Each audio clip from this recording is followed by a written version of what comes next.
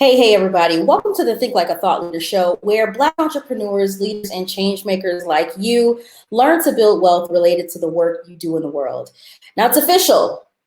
The now presumptive Democratic presidential nominee, Joe Biden, has selected Senator Kamala Harris, a Black woman of Jamaican and South Asian ancestry, as his VP pick.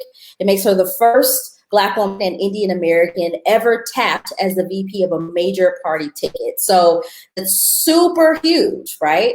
And it's also a huge barrier that she's already broken down, whether the Biden Harris ticket ultimately wins or not. And so because of that, so many more Black and brown women are closer to claiming more seats at more influential and more powerful tables. So whether it's government or sports, Black women's leadership matters. When we take the reins and we're positioned as in decision-making roles, we make a difference. And so today's special guest thought leader is one of the women breaking barriers and making an impact in an industry that many would consider to be a good old boys club, the NBA.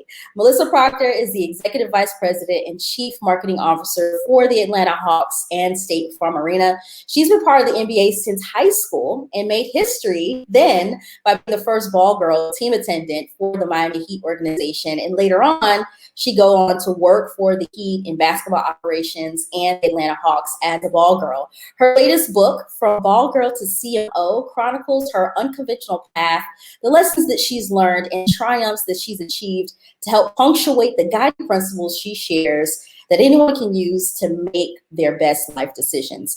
Melissa is here today to talk about how Black women can boldly claim seats at tables not originally designed for us while thriving in the process. Welcome to the show, Melissa. How you doing? I'm doing so great. Thank you for that incredible welcome. I was like, is she talking about me? It's phenomenal. Well, thank you for being here. And we have a lot to discuss today. I've been really looking forward to this conversation as I share with you off air. But before we get into it, I encourage those of you who are watching right now or listening to share this with someone who you think needs to hear it. And as always, if you have any questions, please don't hesitate to drop them in the comments. Now, Melissa, how would you describe the greater mission behind the work that you do? You know, that's a really good question, because when I first started out in my career, my mom was a nurse, and growing up, she was always inviting me to go. I was a candy striper at the hospital, and it was so much around helping people. And growing up, I always wanted to help folks. And now I have a 6-year-old daughter, and she's always like, Mommy, I just want to help people. And I realized starting out early in my career, it was, working in marketing for an entertainment network. I was like, but I want to help people. And so even now in this position today, my desire is always, how can I give back or, sow into others and do things? And so through the Hawks and with our organization, obviously we do a ton of that through community efforts, through the work that our players do on their own. But personally, I realize that, my greater purpose is just in the power of being myself and what I bring to the table every day by simply being in the position that I'm in and being able to be an inspiration or open doors for others. And ultimately, it's almost kind of evolved throughout my career. It's like I'm definitely giving back and helping others as much as I can. So even platforms and having opportunities like this, I'm really grateful, because if there's a young girl out there who wants to work in the NBA like I did when I was 15, and I can share kind of my story and what I did, it may blow their minds. And I didn't have any of that growing up in terms of hearing someone else who had gone down the path that I'm currently on. That's really powerful. And you mentioned the fact that one of the ways that you've been able to ascend to the heights of your career is just by being yourself. So I have to ask, who is Melissa Proctor?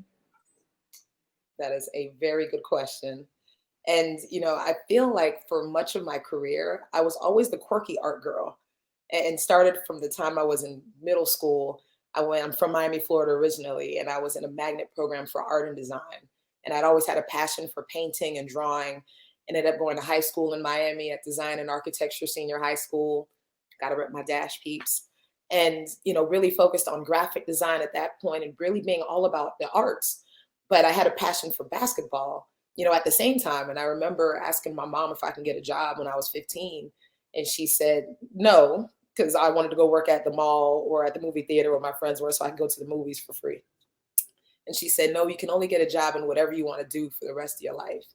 And at that time, I was like, I'm 15. I don't really know what I want to do, but I really loved watching basketball. And my cousin Sue Yen and I used to watch a lot of basketball together. So I said, I want to be the first female coach in the NBA. And she said, okay, go get a job in the NBA. And, before I knew it, that quirky art girl, mixed with a love, a passion for basketball kind of merged together, through that experience. And I think throughout my career, people ask kind of like, how would you define yourself as an executive or person? And I think authenticity has always been a really key driver for me. It's like, I keep it 100. The way that you see me and how I show up is how I show up consistently, no matter which room I'm in. But, professionally, it's the ability to be both creative from that quirky art girl, but also strategic with a lot of the business acumen that I've been able to learn over the years. And so I think pulling all of those things together ultimately is absolutely who I am today and how I show up, and just always being open to what God and the universe has for me in whatever shape that takes. And I think ultimately all those things together definitely have shaped my journey and wherever I'm headed in the future.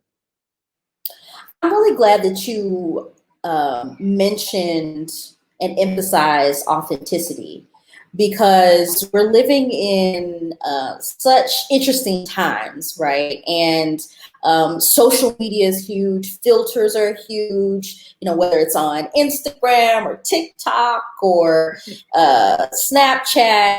And it's, even though we're more connected globally, in our individual communities, or we have the access to become more connected, it seems like there are a lot of people who are disconnected, not just from other people in other ways, but from themselves. And so, we have these instances of cyberbullying that kids are going through in high school, middle school, maybe even elementary school. Actually, adults are going through cyberbullying too, right? And I think a lot of this can all be tied back to so many people are unaware of who they actually are, and they diminish their unique individuality. So I'm really glad that you talked about, how being yourself has allowed you to be here. So what would you say to young women who are, who have this dream of whatever it may be? It may not necessarily be to work in the NBA or any other sports organization, but they have this desire to break through some very real barriers. You mentioned that you didn't have these images of women who look like you in positions you want to be in. So can you talk to these women who are coming up? What do you think that they should be concentrated on right now? How can they really feel comfortable and confident in boldly claiming their authenticity while still being able to thrive professionally? Wow, that's a great question. And I think, obviously personality, upbringing, experience, there are a lot of different things that play a role into, people's perception of self. And I think, for me, the earliest example was my mother, because, she was from Belize. She was super sweet and giving, but also very no nonsense. And we would go to the flea market and she would haggle and ask anybody for anything. And she had a smile that would light up a room. But because of that, it was almost like people gave her everything and I couldn't understand it. And I didn't realize then, but it was her confidence. It was what she brought, and she brought her whole self into any room that she went in. And so, she would always tell me, nothing beats a trial but a failure, which in her mind was, look, if there's anything that you want, at least ask for it. The worst they're going to say is no. And I grew up hearing that, and I didn't necessarily think about how that's impacted me, but I look back across my career, and there have been so many instances, and probably starting with the Miami Heat. She said, okay, if you want to get a job, go work in the NBA. There was no in my mind. Like, that was never an option. So it was, okay, great. I didn't know enough to know that that was a very difficult thing to do. I let my fingers do the walking through the yellow pages. I found a phone number. I made phone calls. I wrote letters, and I would decorate these letters with my artwork, and I would send them in. So I think the first one was a community relations person. And he finally called me one day and said, I don't have any jobs for you. You're a 15-year-old kid. Try the equipment manager. And so there was a gentleman named Jay Sable, and I reached out to him and I said, hey, I'm 15, about to be 16. I need a job in the NBA because my mom said so. And, he said, okay, well, I'll give you a call. And I kept calling him and I kept writing him letters. And at one point he says, if you call me one more time, I'm not going to hire you. And I said, okay. So I stopped for a couple of weeks and then I kept on calling him. And then he tried to discourage me. He was like, look, this is grunge work. And I don't know if you know what you're really in for, but this opportunity is, folding towels, mopping up sweat, coming in hours before the game starts, leaving hours after the game ends. And it doesn't pay. It's a volunteer job where you may get tips at the end of the night. Now, today, those are child labor laws. Like, I don't even think that's a legal thing to do. But back then, it was, there was an opportunity. And I didn't let it discourage me. I said, okay, well, I'm interested. And they had no girls. He's like, they're all boys. I don't even know what you would do. And so, finally one day he gave me the opportunity. He said, well, come in for a preseason game. And that was at the Miami Arena. And back then I had never set foot in the Miami Arena before. I had no idea what going to a professional sporting event was. I'd never been to a game before. I had no hookups. I didn't know anyone. And so when I walked in, it was like everything I'd seen on TV, like, lights, camera, action, players. There was Alonzo Mourning and all these people. And he said, well, you're going to be here on the court. So, I didn't know how to rebound. I had no idea because I never played basketball. I was just a fan. And so I quickly learned, got knocked down, had to get back up again, and really just had the opportunity to try. And all of that, I really believe, came from my mom. And the other lesson that she always kind of taught me, which I try to instill in my daughter to this day, is always do your best. No matter what it is you're doing, do your absolute best. I knew as a kid, I hated math. I was horrible at math. That was not my jam. I would write you an essay like nobody's business. But if I went and I got a C on a math test, I would be devastated. And she said, well, did you do your best?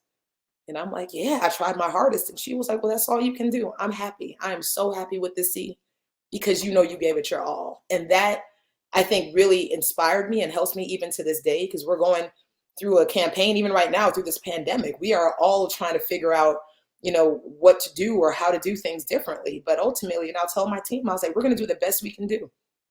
And ultimately, we hold ourselves to a higher standard and we challenge each other.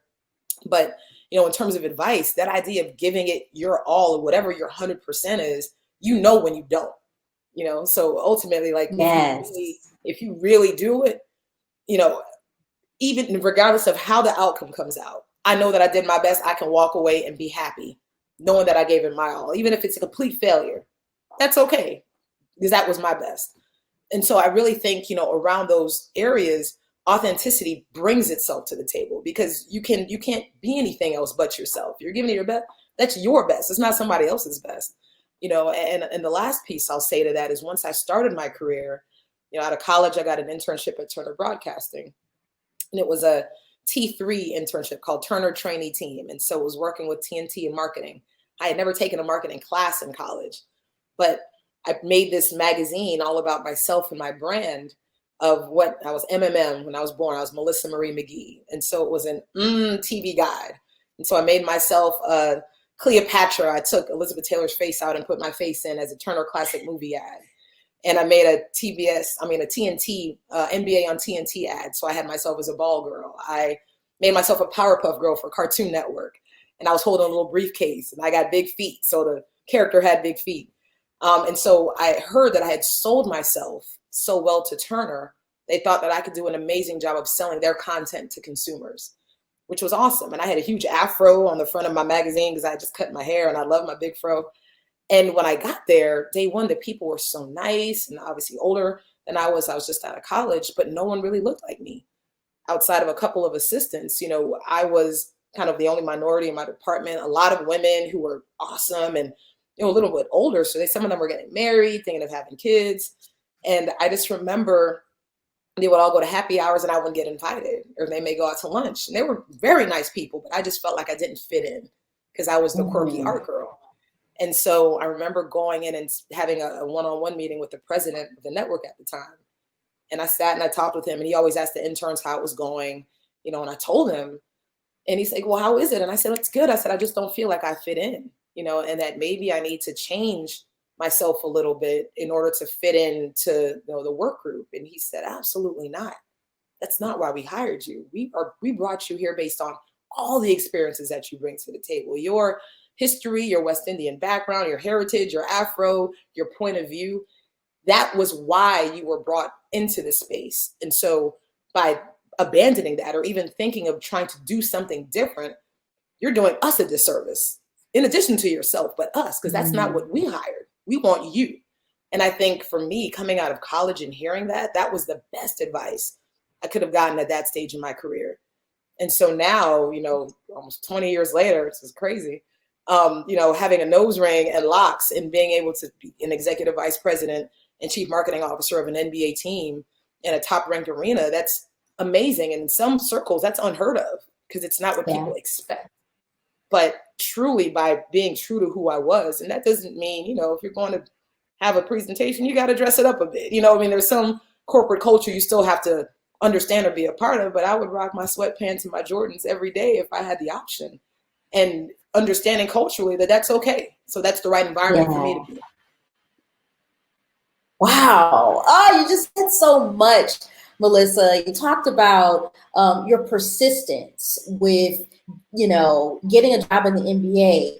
And what I really want people watching and listening to hear, because I don't know if people heard you, I want them to go back and hear you say that you didn't have hookups. You didn't know anybody in the NBA, right? You with your first marketing role, you didn't even take a marketing class. You had never played basketball before.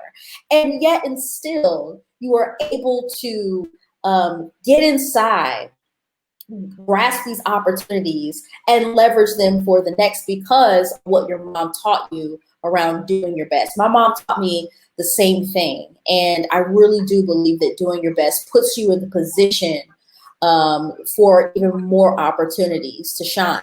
So thank you for sharing your story. Now, speaking of your story, your upcoming book, From Ball Girl to CMO, chronicles your journey from being a ball girl to becoming the CMO of the Atlanta Hawks and State Farm Arena. And you talked about some of your journey just now. What do you hope that readers gain from digging into your book? That's interesting because when I wrote the book, it was for my daughter.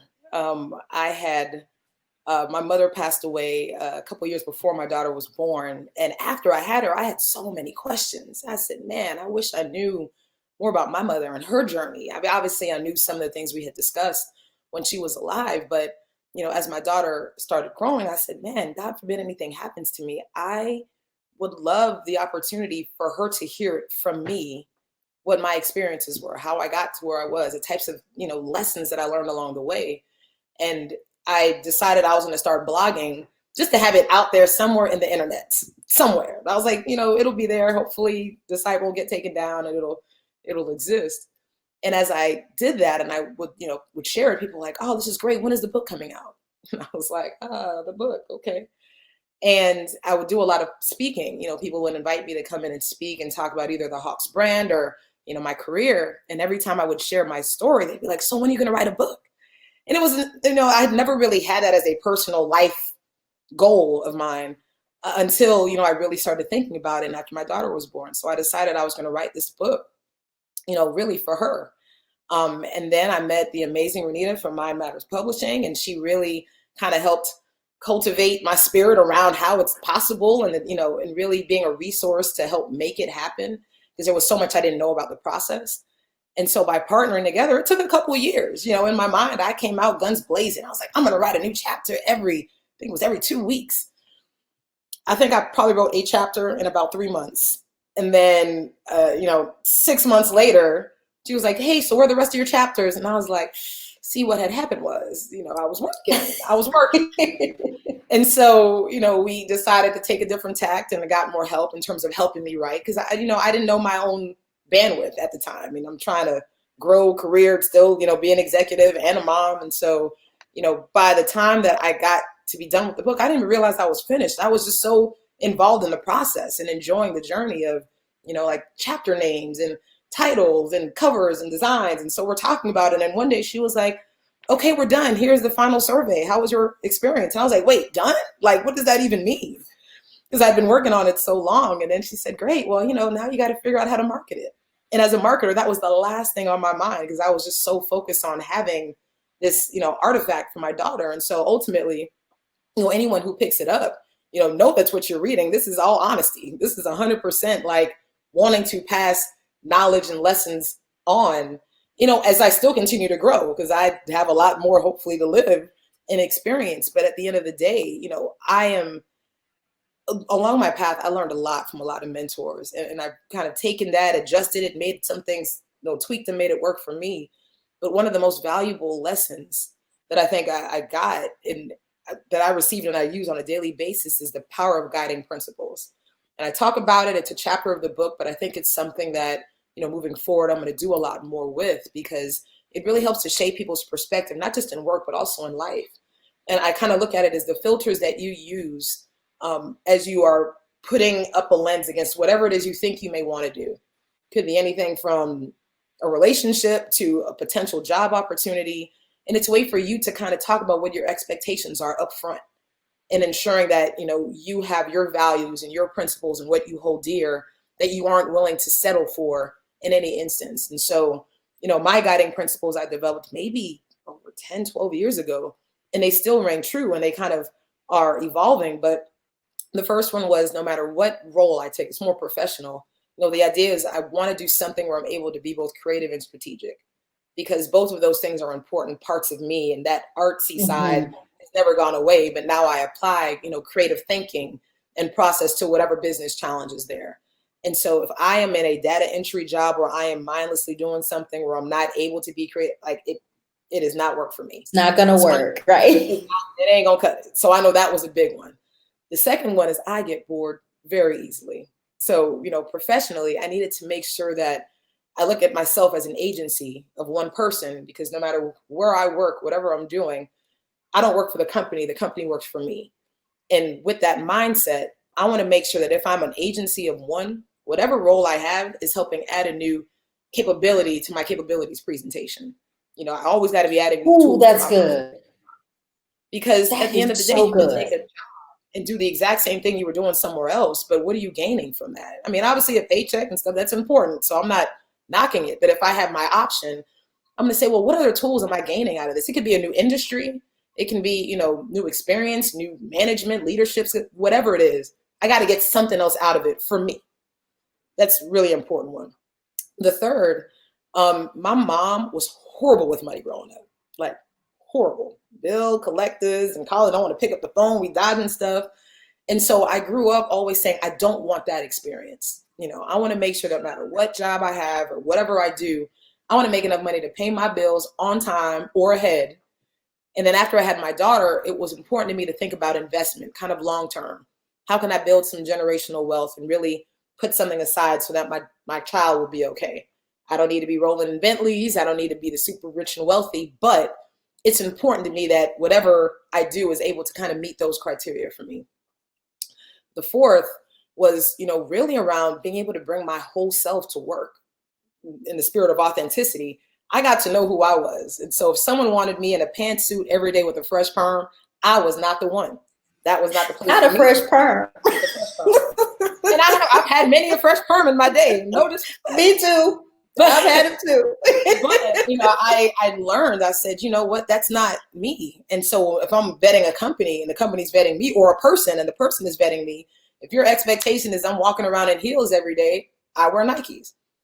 That may not be a fit, and that's okay. But I think really being able to say that up front, I'm not going to change my hairstyle. I'm not going to take out my nose ring. And I've had a lot of experience, and now I'm in a position where I can say those things. Early on in your career, that may be a little bit difficult, but you can definitely be willing to stand on, this is who I am and this is what I bring. And a lot of times your work also has to speak for itself in place of that. You can't have bad work and be like, I'm going to come in looking any kind of way. So, those things definitely ladder up, but being able to bring my whole self to work, talk about my experiences, how much I love soca music and carnivals, like that's who I am. And if I can't come to work and bring all of that, then that may not be the place for me. And the last one is some semblance of work-life harmony. Call it work-life balance, call it whatever it is you need. But when I was at the beginning stages of my career, I'm an only child and my mother was older and disabled. So I was her caregiver. So there were times I had to leave Atlanta and fly to Miami to take care of her. She had a stroke. I had to help move her. There was a lot there, and it was only on me. And so I needed the flexibility in the work environment to know that family comes first. It's always been something that's important to me. And so I needed to make sure that wherever I was, we were aligned in that mindset. And so that's kind of transferred now to my daughter. If she has a dance recital at school at 4 p.m., I'm sorry, I have to miss that meeting because I have somewhere I need to be. And so understanding that whatever world I'm in can be okay with these 5 guiding principles is the thing that I would utilize in any conversation that I have up front to say, this is what you're getting. And when you have me, you have 100% of me, over 100%, whatever I can bring, I'm doing my best, bringing it all. But the power of those guiding principles, I think, is one of the most important pieces that I hope people take away from this book. And in addition to a number of, just lessons of things that I've experienced. And I'm like, don't do what I did. Hopefully this helps you, not make those missteps. That guiding principles piece is one that I don't think people really think through completely. But I think it's very powerful and helpful. Absolutely. I think especially as women who have marginalized identities, right? We are often asked or expected to compromise on a lot of not just our comforts, but a lot of our principles, a lot of our values. And so I think what you said was so important. I hope people really go back and take notes, really emphasizing the importance of creating your own guiding principles. What are some of the things that are non-negotiable for you? They're not even up for debate. It sounds like that those things were very clear for you, and because they were clear for you, it seems as though your path was made even more clearer because of that. Would you agree with that? Yeah, and I think it got clearer over time because I had the job that didn't allow me to be creative and strategic. So I was like, that's one. I've done the role that was exactly the role that I had before. I didn't learn anything. So I was like, nope, I got to add something new to this, And so some of it is a little bit of life lesson. You can start out with your ideals, but, through experiences, they'll evolve some. And even what work-life harmony or balance ends up meaning now versus before. Like now I'm homeschooling. It's a whole different ballgame. But, I think the benefit of having that definition up front, that I can literally look at any one of those things and say, I know that that's important to me. You may only have 3. I mean, I wouldn't say going over 5 because you start, making your long laundry list, and that can be a little bit more cumbersome. But I remember when I was speaking to my current boss around this position, and the person who was in the role before me never missed a game. They were married. He had a stay-at-home wife who obviously was a man who was in the position, and he had been in there for years. But the way that he did it was very different. I can't miss anything. I have to be there for the team. And I said, I will love the team. I will be there. We can, steel sharpen steel. We will be in it to win it. However, I cannot be at every game. That's a non-negotiable for me. I have to have this balance in my life and be there for my daughter, who was 2 months old when I started working with the Hawks. And so I was in a very different life space. I was divorced. It was only, I have a great co-parenting with her father, but it was a lot on me. So I knew that I had to manage it as best I could. So in that conversation, I was already working for the company. And I was like, these are my guiding principles. If you're okay with me doing this role, knowing that these things are what I need in order to be successful, then we'll be great. And we came to an agreement and said, absolutely. If that's what you need, I support that 100%.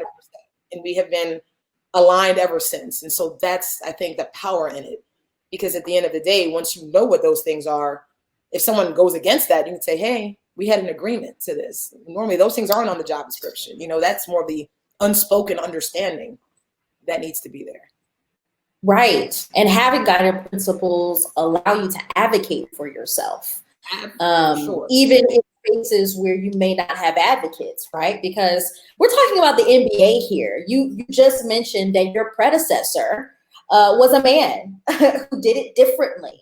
And you had the audacity, because you knew your guiding principles, to come in and say, hey, I'm going to do the best that I can do and give, what I need to give to this, but it won't be everything. And I think that by having people like you in leadership positions at organizations like that, it helps create a more harmonious and healthy culture. So can you talk about how, when you came in with your guiding principles, how did that impact the way that your team performed, and really approached the work that you all do?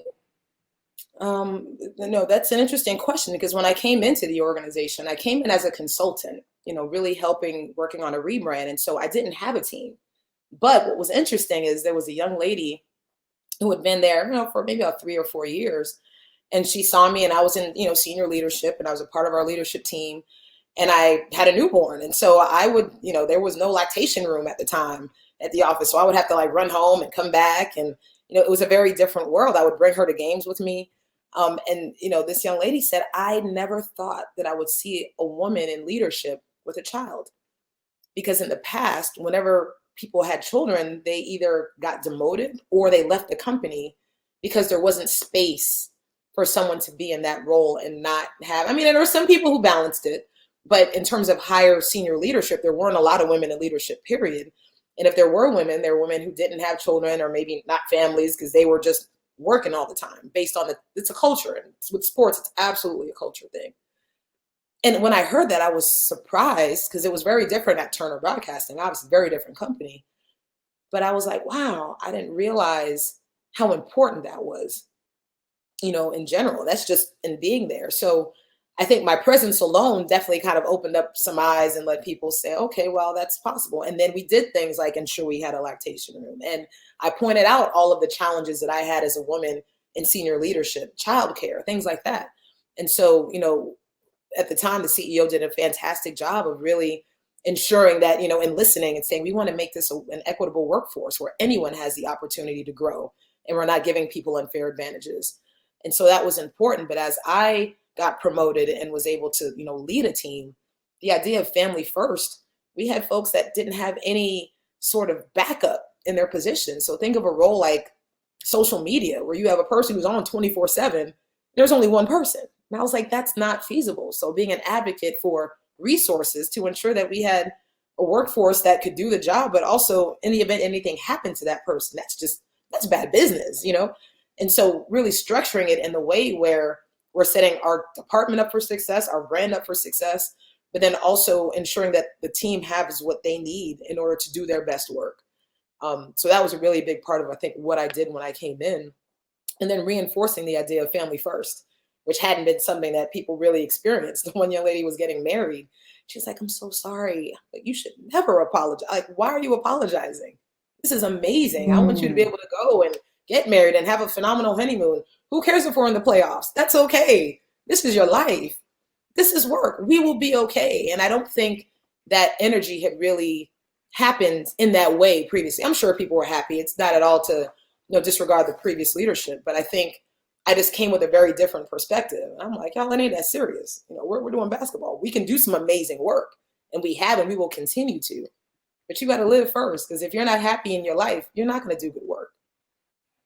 Absolutely. I say all the time, you put a Black woman in leadership, we're going to get it done. We're going to get it done well.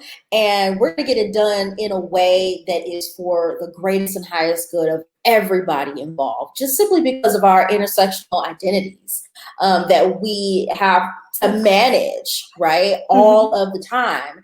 And so NBA and all major sports organizations are really male dominated. How has being a Black woman in leadership at an NBA franchise allowed you to soar? Because I love the fact that I'm able to have this conversation with you, and that young Black and brown women and men can look to you and say, wow, someone with your journey and your background, and someone who might share some of my background and some of my passions has been able to really achieve. So how do you soar as a Black woman in an organization that really probably wasn't designed for us in the first place? That's an interesting one, because ultimately, first of all, we're in Atlanta. So Atlanta is one of the blackest cities in the nation. And I think it's a blessing to be in a city like Atlanta with a mayor named Keisha and all these really interesting things in terms of hip hop culture and what that means and just being even the energy of the city. When you look at players in the NBA, it's predominantly African American. If you think of working with players, you're talking to their families.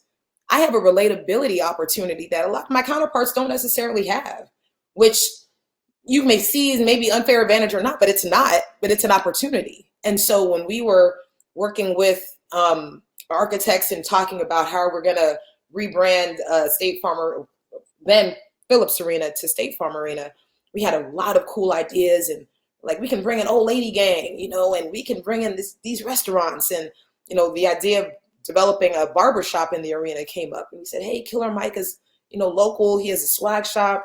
And so I was brought in as a part of the small team of people to help meet with him, to kind of pitch the idea. And, he and I have an amazing relationship. But don't get it twisted. I'm well aware that I was at that table based on who I am and what I look like. And he was equally the proudest to partner with me on that because he said, you're a sister and you're doing things. That's amazing. And so I think it's been a blessing to be a Black woman in the NBA, especially at this time with everything happening in the world. Because now not only is the seat at the table there, but it's warranted, it's appreciated. People are listening in ways that they never have before. But, even back in the day, like when I first started, I remember a really interesting story. We were talking around the idea of players. So when players come into market for visiting players or away players and are coming to a game in Atlanta, in other cities, they almost use it as a recruitment tool, but something interesting to let the players know when they come to our city, like, hey, this is the stuff that Atlanta has for you. So, looking at catering. So when they're coming off the bus or they're getting ready to go back on the bus to go back to their home market, I think in Dallas they have barbecue, which makes sense. It's Texas. And so we had this interesting leadership conversation on, we're in Atlanta, what should we give? And there were some folks who were really big fans of a local restaurant that had Italian food, and it was, really fantastic. And it was kind of the hot spot of Atlanta. And so that we're going to get that place to cater.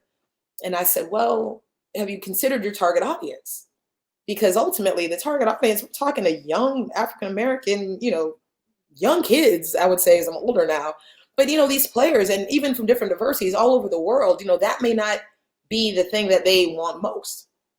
We ended up catering with this restaurant. And I think after the first 2 or 3 games, none of the players touched the food. And they couldn't understand why. I'm like, they don't know this is the hottest place. And so we kind of had a regroup meeting, not on that, but on other topics. And it came up. And I said, in talking with the equipment manager, because I had my experience being a ball girl, I said, every player, when they get off a plane, the first place they want to go to in Atlanta is Chick-fil-A. Because this is the South. And at the time, Chick-fil-A wasn't ever. And it sounds crazy. Yeah. But I'm like, they can't get that at home. And that's a unique thing where it's based here in Atlanta. That's a different world. And so, the thought is just like, wow. And I brought it up and I said, hey, look, that's not the right audience. You may want to consider this because that's where they are. They would be like, oh man, I don't have to make a stop now. I know I'll get it when I go to the arena. And it was an awesome conversation because my boss and I, he was so adamant about this other restaurant and he stopped and said, you know what, Melissa, I have to apologize to you because you acknowledged the target audience, you were aware, did research, understood what the needs were, and brought that forth. And we didn't see that because we are also in our own heads based on our personal and cultural experiences.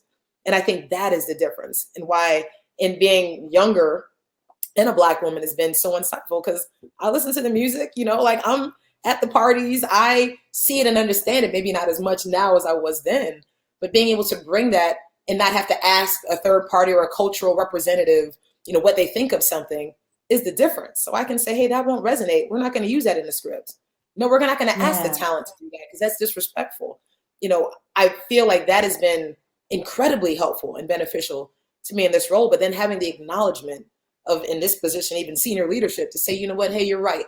We were wrong. And those players got Chick-fil-A and they would take it on the bus with them. They couldn't keep enough in there, but it was just a difference in mentality. And so I really think in terms of marketing in general, understanding your target audience is one of the first things you need to do in order to be successful, and do a little bit of research, focus groups, understanding what that audience needs. And so that's what we've been doing with the Hawks for a number of years. And since I've been there, with every rebrand, with every new uniform. We just launched our new uniform designs for the future, and it's awesome because it's going back to old Atlanta, what people loved around the Neek era, and bringing back the yellow color, and all of that was just listening and understanding and wanting Yes. to do it in a new and unique way. And I'm so glad that you mentioned that story, because we do have entrepreneurs who watch, and and as somebody with a marketing background as well, one of the number one challenges for Black businesses is marketing, is getting that message out, right? And so you telling that story, recalling how you were able to think outside the box and really, understand the nuances of your market and of your target audience in order to really nail it, I think is a really key lesson. So I want to talk about the pandemic. I want to switch gears here, talk about the pandemic, and talk about a lot of the social unrest that's going on, at least here in America, or the United States. And sports has been a large piece of that conversation. Whether to actually come back and resume seasons. I know the NBA had to take a pause. They recently came back. Or whether to scrap the seasons altogether. And I know that there have been a lot of conversations had. I live in the house with a sports fanatic. He wakes up and watches Skip and Shannon every morning. So, I have to hear I have to hear the analysis, which is really, really good, actually. But there have been some NBA players who have said, hey, wait, let's take a pause. Let's really talk about what resuming a season means. We can't possibly ignore what's going on in the world, even though we are sports and this is about entertainment. So can you talk about the approach that you've taken as part of senior leadership at the Atlanta Hawks and at State Farm Arena to really address a lot of these social and systemic problems, and integrate some really actionable and effective solutions to make change? I mean, I think it's a great question. And regarding, the NBA, especially now, like they've done a tremendous job, in my opinion. And it's hard because I think for a lot of leagues, one, we were in the middle of playing. So even when when the pandemic hit, the NBA was the first league to shut down. And I remember we were in the middle of a game in the third quarter, and Vince Carter, it was potentially his last game of the season. And, my team is like, okay, we got to find a video to run. This may be it, because no one expected it. And we had a couple of meetings before, like, hey, something may happen. Hopefully we can get to the end of the season. And when one player, had coronavirus and they stopped the season, I remember it being like, what are we going to do, collectively? Because no one has experienced anything like that business-wise. But for the NBA to decide we're going to take that pause and figure out this bubble entire situation in Orlando and the success that it's been from a technology standpoint, one, they allow their players to have a voice and speak and say what they feel, which I know some leagues are trying to, change that or overpower play. And the NBA has always very much been, we are a superstar driven league. And a lot of times these superstars have bigger social platforms and voices than some of the teams do. And that's an important distinction. And so the league listened and they took time. And so I think from both perspectives, they've come out better. I mean, now we're about to start the playoffs, which is amazing and unheard of from a business standpoint. It's important, in terms of the dollars associated with national television. Like, that's a big deal. And so from one respect, that's happened in that way, allowing players to have messages on the back of their uniforms and say the things that mean most to them. It's an opportunity. They didn't necessarily have to pick playing or standing up for what they believe in. We want to try to provide the platform for players to do both. I think for us as the Atlanta Hawks, we put out our statement right outside of our arenas where most of the protests in Atlanta were happening.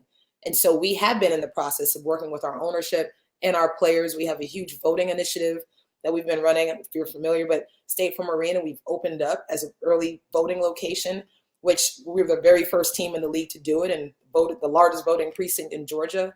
And that's been an interesting project because I never imagined myself marketing a voting precinct, as part of being an NBA in marketing. But it's been a really interesting experience, even, to the point of getting trained in how to operate ballots and having our employees running the facility on a daily basis when we're open for early voting. So we did it for the runoffs to now general election. That's going to be a big deal. In addition to that, we're partnering with the Golden State Warriors and the Clippers on a voters win campaign, which is all around getting fans to vote and having them text Hawks to a number and ultimately getting them to either ensure that they are register to vote, find out where their voting location is for election day, find out timing of putting it on their calendar. And it's so important. But for us as a sports team, we really want to help drive that change. And we have amazing people like our head coach who are out speaking on the front lines and doing things and, out at the protests. But, even from us in a corporate standpoint, we still have a lot of work to do. And so making sure that our players are positioned in the right way, our brand is positioned in the right way, and that we are speaking to our audience, it's important. So we've been doing a lot of that work and have a lot more coming down the pipe that I'm really excited about. You'll find out a little later on. But, I think, to date, this has been one of the most challenging and interesting times of my career, especially for the pandemic piece, because when it hit, we were like, what are we going to do? We are a community asset. And so we decided to partner with Good Ole and make sure that we could create pop-up grocery stores in our communities so that, people who are fans who are right down the street from our building can eat, because there were so many food deserts and food insecurity. And then kind of transition to seniors when seniors aren't able to leave their home based on the pandemic, doing grocery drop-bys and deliveries to seniors so they had meals. All those things, nothing to do with basketball, but if we are an asset to this community, it's important for us to give back at the times when the communities need it most. And so I'm very proud of the work that's under, my leadership and my team has really helped to drive. But, everything from that to now we have a Hawks at Home platform where every year we would do basketball camps and clinics around the city for kids. We had them signed up, parents had paid, and we were ready to go. And it was like, we had to do a complete shift. We've done basketball camps for years. And for the first time, we're like, we can't do it. Let's make it virtual. And so literally in the first 2 weeks of creating this Hawks at Home platform with all of these tools for basketball skills and STEM and just educational opportunities for kids and youth specifically, we were able to engage more kids online in 2 to 3 weeks than we have been in full summers in the past, just based on the opportunity and scale. So it's almost in ways that we didn't anticipate. The pandemic has really allowed us to grow in unique ways and maybe shape our business for the better in the future. And then also just having new things to learn that we can, obviously see from a fan engagement standpoint. Whenever our building is opened up again and we're able to play basketball, all the things that the league is doing in the bubble with, virtual fans, that's huge. That can be something that every team does moving forward in different ways, but we're going to see. Absolutely. Wow. Well, thank you for sharing all of the amazing initiatives that you're really spearheading with the Atlanta Hawks and with State Farm Arena, because so often, given the nature of the news cycle, I don't hear about stuff like this, right? If it bleeds, it leads. And most of the time in mainstream media, the narrative is almost always around something negative. And so I'm really glad that you took the time to share the things that you all are doing to really uplift the community, to address, some of these systemic and institutional disparities, and really, just do good in the midst of so much uncertainty. So, given that, or that said, what do you hope that your legacy is or will be throughout your career and just as a person? Wow, that's a deep one. Legacy. Ooh. I really feel like everybody is obviously here for a reason. And when I was younger, people were like, what do you want to be when you grow up? And I was just like, I don't know.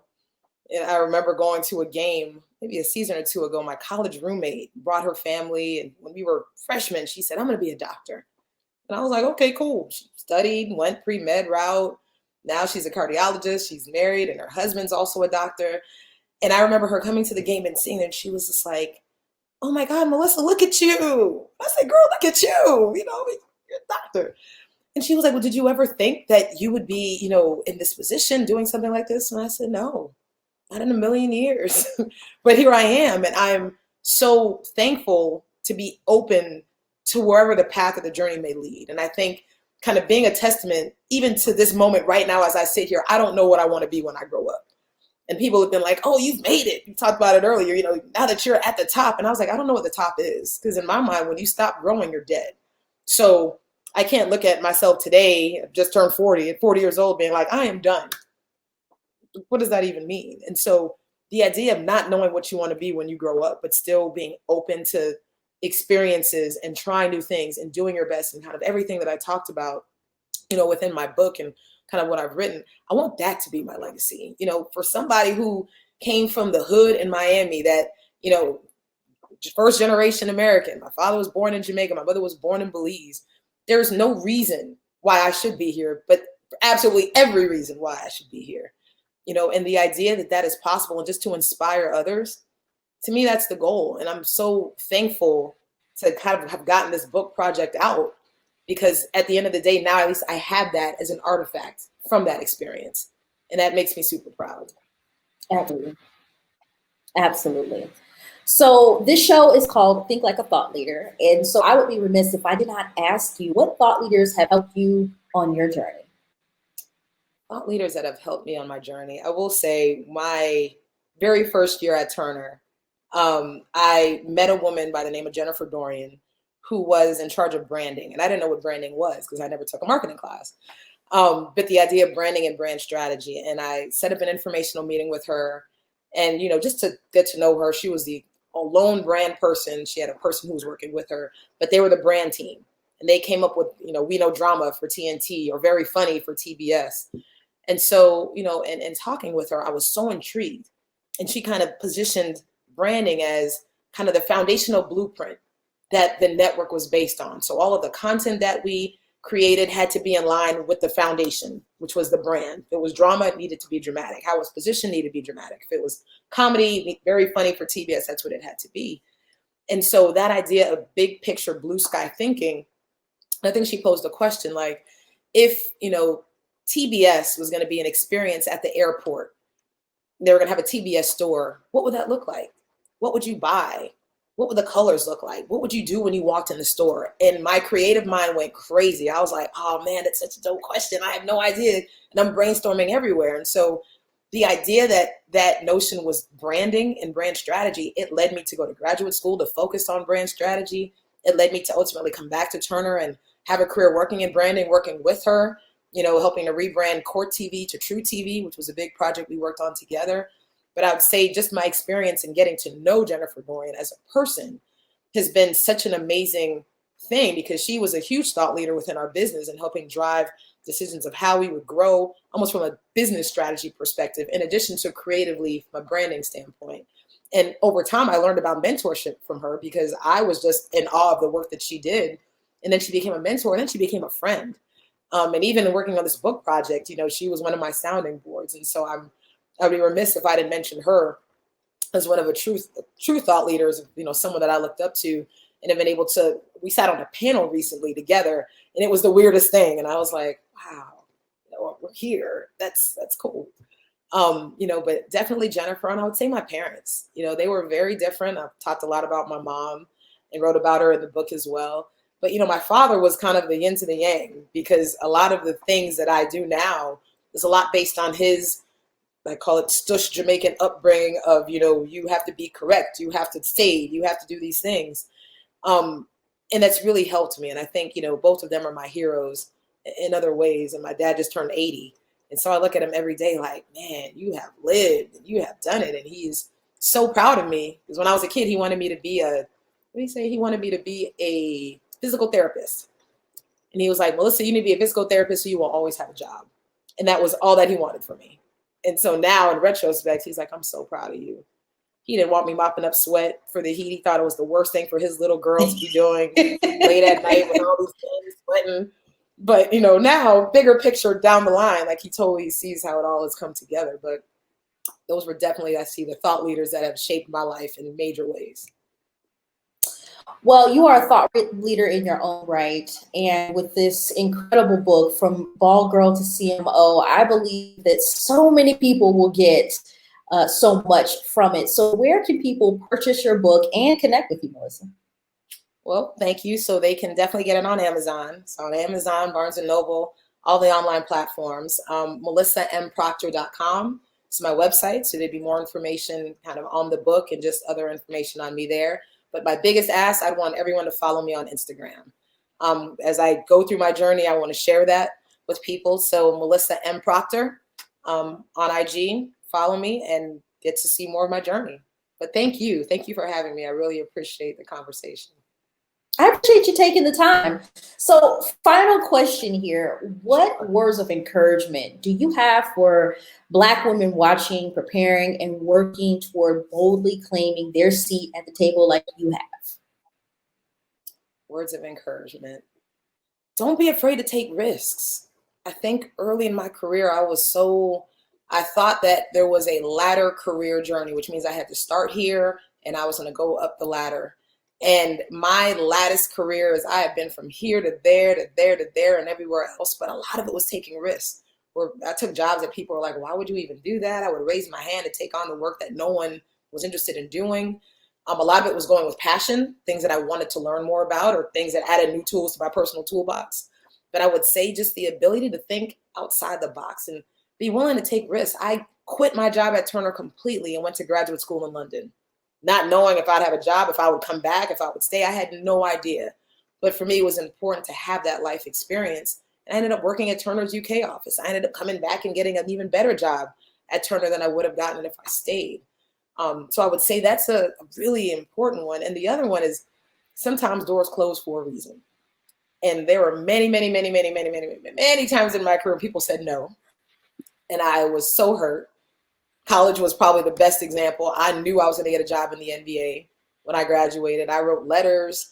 I had players and coaches writing me letters of recommendation to get this management training program internship at the NBA league office. And I applied, I interviewed. They said, oh, you come highly recommended. And then when I finally, did my interviews and I thought I was in there, they called me back and said, I'm sorry, you're too creative. We're a business. And so this isn't the best place for you. And I was crushed because I just knew that was what I was supposed to be doing. And then at the same time, I said, well, if that didn't work out, I'll just stay in school because everybody stay in school. That's the cool thing to do and get my master's. And so I stayed. I was going to stay at Wake Forest where I went for undergrad. And I was in the communications department as a comm major. It was very academic. And I remember writing my application. I did interviews with the heads of the comm department who I knew for years. And I went for my interview and they said, Melissa, you are so great. We love you. As a teacher's assistant, did all these things. And they said, we feel like this is a crutch for you. And we don't want you to have a plan B to fall back on because we believe that you're destined for bigger and better things. And they turned me down as well. And it was gut-wrenching because that was my plan B. I knew that's where I was just going to be able to chill and kick it till I figured out something else. But both of those things didn't happen to open up the door for me to go to Turner Broadcasting and have the amazing experience that I had there. I didn't even know what Turner was coming from Miami. And so I truly believe that, when one door closes, it's because it's supposed to close and another door is going to open. And I think so many times we get so caught up on the closed door, and especially when we're younger, when we're junior in our careers, and it's just like, oh, but that was it. So I'm just going to wallow in that. And I was like, nope, don't wallow in that because the thing that's coming for you can't find you if you're still stuck over here crying. But I really believe that was super important for me. And, to this day, doors close all the time. And I'm like, okay, well, there's a reason why. Melissa, thank you so much for taking the time out of your busy schedule to stop by the show and share with us how we can disrupt industries, really authentically claim our seats at tables and truly thrive and soar. You are the embodiment of a thought leader who is resilient, persistent, and you operate in excellence. So I really hope that those who are watching and listening to this conversation gained as much as I did from it. Well, thank you. Thank you again for having me. And, this has been awesome. And I, look forward to it. And anything else that I can do for you or any of your listeners, please, feel free to reach out, connect with me on Instagram, reach out on the website, MelissaMProctor.com. And I look forward to hearing from you. Thank you so much. Thank you. So if you enjoyed this conversation and it impacted you or you learned something in some kind of way, I want you to do me a favor and drop down in the comments and let us know what your number one aha moment was from this very enriching conversation. And don't forget to check out Melissa's book, From Ball Girl to CMO, available at Amazon, Barnes & Noble, and everywhere books are sold.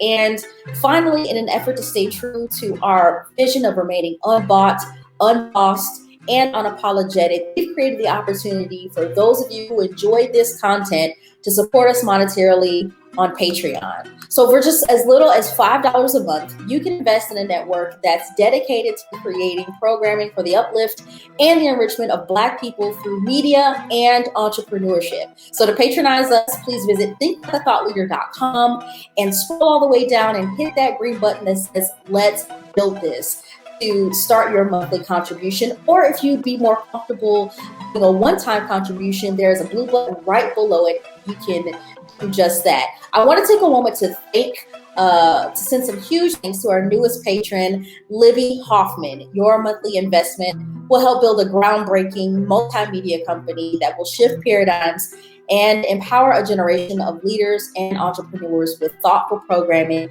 and high quality content. So to learn more about how you can do the same, please visit thinklikeathoughtleader.com and consider becoming a patron. Thank you so much for your support, and thank you so much for tuning in and sharing with all your friends and family. Bye.